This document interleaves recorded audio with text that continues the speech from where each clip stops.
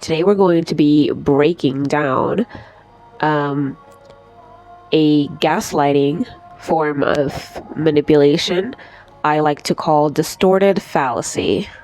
So let's get straight into the definition of what a distorted fallacy is. A distorted fallacy is when a person promotes an idea or claims that a harmful action they caused was a genuine mistake, even though the evidence supports that it was malice. So it does not necessarily have to be malice. It can be purposeful, but yeah, I do see that in most cases, either it's going to turn into malice because the person is going to attempt to make sure that you're the one who has to suffer in the end, or they're going to be very vindictive about how they swave their way out of the situation, because it can start off as a mistake, like you accidentally broke someone's item. But if you're now trying to make it look like, you didn't do anything wrong and that person is overreacting, and now you're gaslighting them and putting them in that situation, it does now count as you doing that on purpose, even though the initial thing was an accident. So the entirety of the distorted fallacy is to distort a mistake you made or claim something you did on purpose was by mistake. Either definition works. So here are some common things that the perpetrator tends to say to the victim or whoever is confronting them about the situation. Usually they start with, how could I possibly do it on purpose when you did this, or when I'm this type of a person? Do you remember when you did this to me the other time and I let it go and I forgave you? A very good one, and this is probably a common one, is, well, I was thinking this, or I wasn't thinking this, or I was feeling this, or I wasn't feeling this within the action. Was or wasn't will depend on how it is you're trying to twist the situation into their favor. Another one that I like is, well, I would never do that, unlike some people I know, or I wouldn't do that. That sounds like something you would do. That's a very common one. These are the common types of evidence that the victim often gathers about the perpetrator. For one, they saw it themselves. So majority of the times it's usually like the victim and the perpetrator by themselves. The victim does the action. The perpetrator does the action and the victim is there to witness it. Number two, they got threats or the silent treatment. Number three, there was a lack of empathy on the perpetrator's part for the action that they did or the harm that they caused. The level of harm that was done, number four, the level of harm that was done was too severe to be an accident. For example, the person got hit, or they were sexually assaulted, or something of theirs was stolen. Here are some of the common behaviors of the perpetrator. Number one, they do not apologize. Not apologizing is a big red flag, because if you're claiming it was a mistake, or it wasn't that much of a serious situation, or it was by accident, then apologizing shouldn't be difficult for them. Number two, they never confess. They never confess. So majority of the time in a distorted fallacy, when they make the mistake, whether they have been witnessed doing that or not, they do not confess to actually doing the thing. They will beat about the bushes. They'll change around the story, add some sugar and cream. They will, number three, avoid confrontation about the situation, or at least the initial or the first confrontation, they'll avoid it. And number four, they will gossip or spread rumors to destroy your reputation, so they make themselves look like the victim. Oftentimes than not, victims want justice. They want an honest apology, and they also want compensation for what happened, especially if the situation is very severe. Now, let's get to the fun part, the best part, which is how to execute a distorted fallacy. So how do you execute a distorted fallacy? Say you're in the situation where you need to execute. You've screwed something up and you kind of want to make it look like it was a mistake, or to make it look like your intentions are not bad and place the blame on the victim. How would you do that? All right, let's get into it. To note that there are two different reasons why you would want to do this. Number one, and I'll elaborate more on this one, did you actually make a mistake? So how to execute it? Number one, pretend like nothing happened. As I explained before, you make sure you have no idea what's going on. Your mind is completely blank. It's got nothing to do with you. Even if they saw you, just move on with your life like nothing happened and let them do the confrontation first. So when they confront you, and most of the time they will, do not apologize and try to seize control of the situation. Make light of the situation, make it sound like they misunderstood or they didn't see things clearly, you know, distort the way they view the entire situation. Claim that they didn't communicate properly and you did nothing that is dishonest and worthy of an apology. Number three, create a smear campaign. Go and gossip to their friends. Hey, you know, especially if they did something to you in the past. Hey, you know, that person did that. Hey, that person's so problematic. Like, oh, you know, 1, 2, 3, 4, 5. If you can go to an authority figure, like a principal, like the manager, the boss, a parent, you know, put a smear campaign, you know, like, you know, don't make it sound as if like you hate them, but, you know, be like, I like this person, they're a good classmate, but I have a problem, like they're breaking these rules, they are doing 1, 2, 3, 4, or you can say, oh, hey, mom, dad, like she's refusing to wash the dishes, she was supposed to do the dishes long ago, or, you know, like, I don't have a problem, but I've tried talking to her and she won't listen. I don't know what's going on. Maybe she's in a bad mood.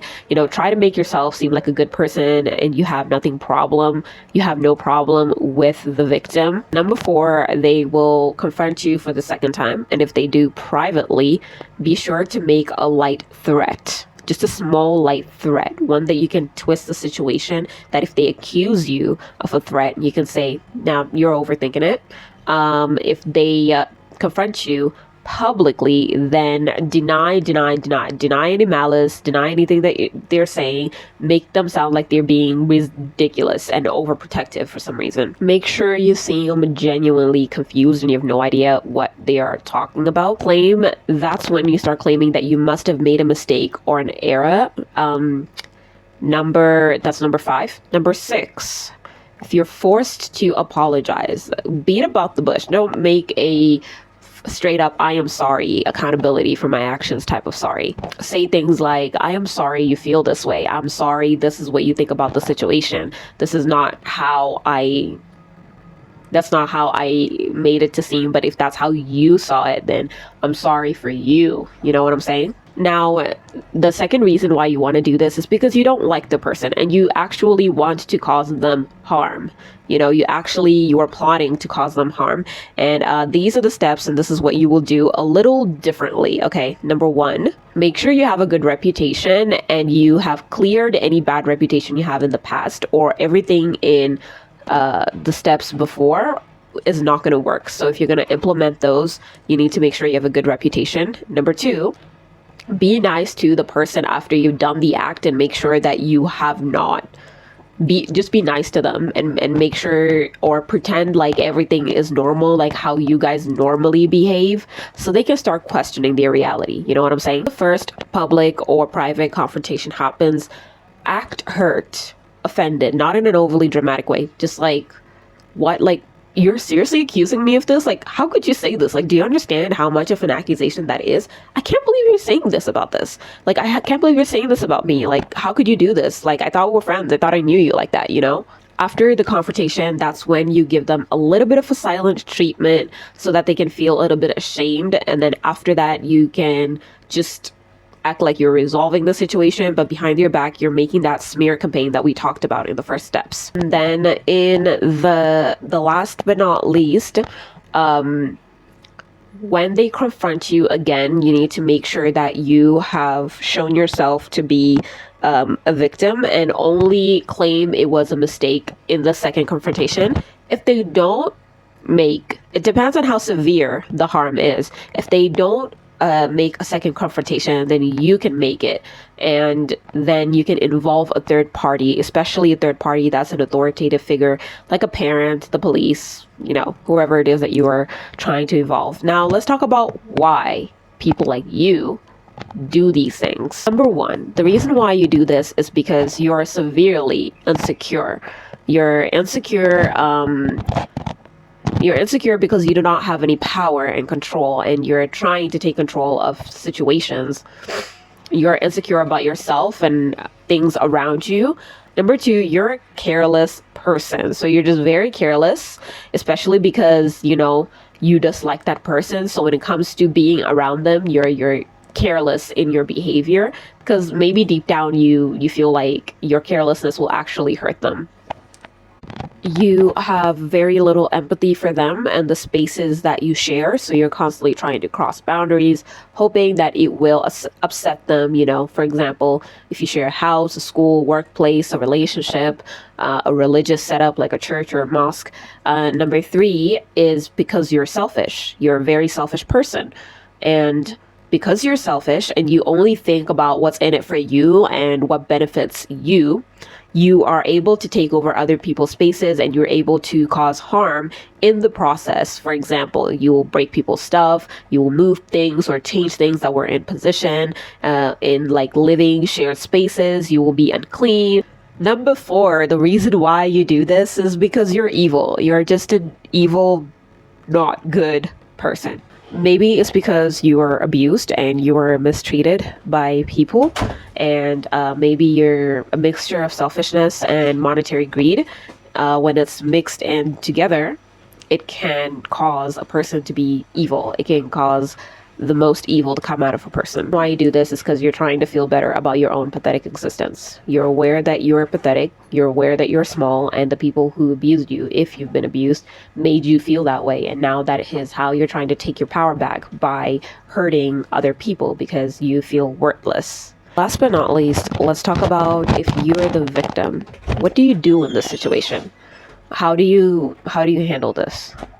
Number one, collect evidence. Always collect evidence. Whenever the person, always collect evidence. Two, if they try to put a smear campaign for the other things that you didn't do, be honest. Say, hey, the reason why you're in this situation is because I told them to do this and they didn't listen. Will that always work? No, but you should still be honest. Number three, do not get emotional. Do not overreact. They want you to overreact so that they can leverage on it. They want to feed on it like an energy vampire, so you don't have any energy to defend yourself properly. Number two, be confident in your truth. Be confident in your truth and stick to the same story.